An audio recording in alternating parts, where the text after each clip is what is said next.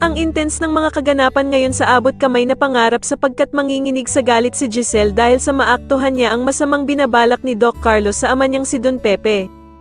Dito nga habang pinagtatangkaan ni Doc Carlos ang buhay ni Don Pepe, ay laking gulat nito nang biglang dumating si Giselle at makita siya nito. Samantala ay mangyayari na nga ang matagal nang hinihintay ng lahat at tuluyan na ngang magigising si Don Pepe.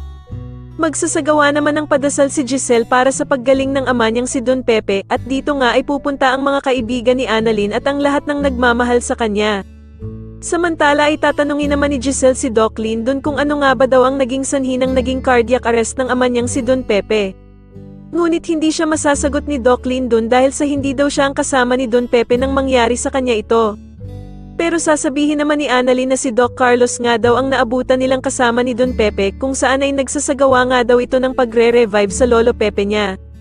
Bigla namang makakaramdam ng masama si Giselle at mapapaisip nga ito na baka si Doc Carlos ang may kagagawa ng nangyari sa kanyang ama.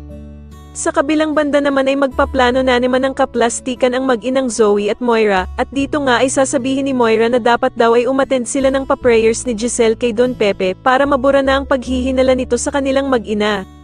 Sa kalagitnaan naman ng kalsada habang nagmamaneho si Zoe, ay bigla itong matitigilan dahil sa magpapakita sa kanya si Don Pepe, na duguan at tumatawid sa kalsada habang nakatitig sa kanya ng masama.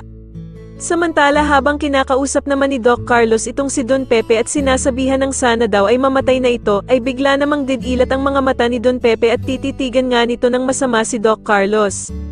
Sa tingin nyo dito na nga kaya tuluyang gumaling si Don Pepe at masabi na nga kaya niya ang lahat ng nalalaman niya tungkol sa sikreto nila Doc Carlos, Zoe at Moira, mas lalo na nga talagang nagiging exciting ang mga susunod na kaganapan kaya naman ay mas lalo pa nating abangan ang mas lalong gumigandang abot kamay na pangarap. Maraming salamat po sa inyong panonood at sana po ay masubscribe nyo ako. Maraming salamat po.